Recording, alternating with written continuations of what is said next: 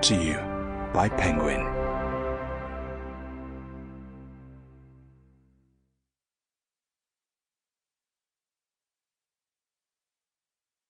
Devil's Cub by Georgette Heyer.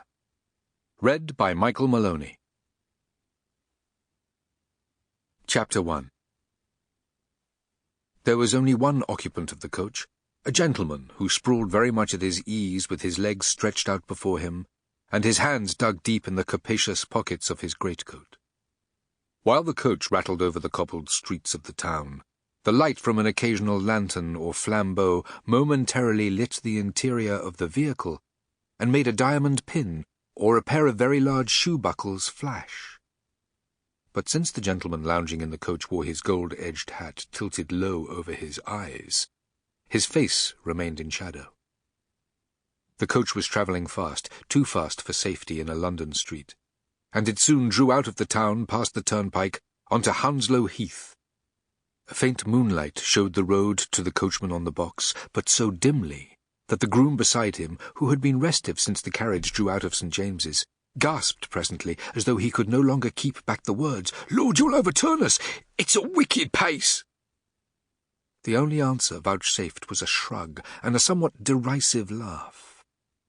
The coach swayed precariously over a rough stretch of ground, and the groom, clutching the seat with both hands, said angrily, "You're mad! Do you think the devil's on your heels, man? Doesn't he care, or is he drunk?"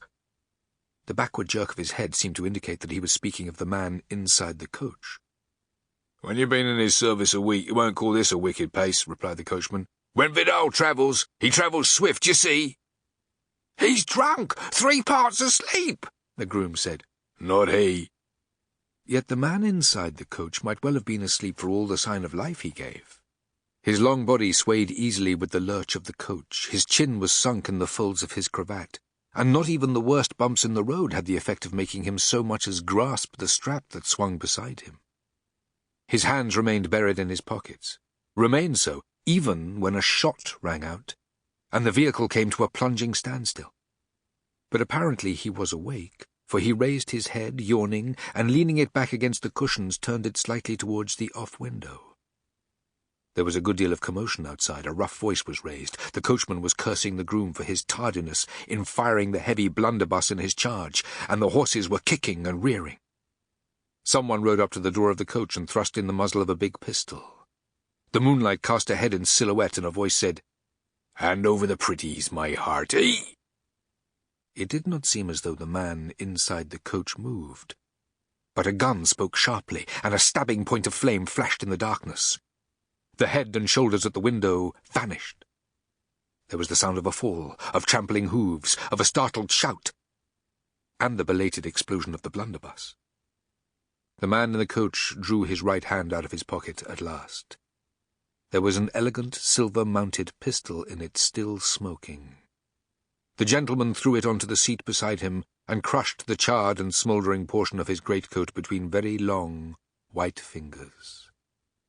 The door of the coach was pulled open, and the coachman jumped up onto the hastily let-down step. The lantern he held lit up the interior and shone full into the face of the lounging man. It was a surprisingly young face, dark and extremely handsome, the curious vividness overlaid by an expression of restless boredom. "Well," said the gentleman coldly. "Aye, woman, my lord. The new man, being unused, so to say, to such doings, was late with the blunderbuss. There was 3 of them. They've made off. 2 of them, that is." "Well," said the gentleman again. The coachman seemed rather discomposed. "You've killed the other, my lord." "Certainly," said the gentleman. "But I presume you've not opened the door to inform me of that." "Well, my lord, shan't we— Do I— His brains are lying in the road, my lord. Do we leave him like that?" "My good fellow, are you suggesting that I should carry a footpad's corpse to my Lady Montacute's drum?" "No, my lord," the coachman said hesitatingly. Then shall I drive on?" "Of course, drive on," said the gentleman, faintly surprised. "Very good, my lord," the coachman said, and shut the door. The groom on the box was still clasping the blunderbuss and staring fat. Sample complete. Ready to continue?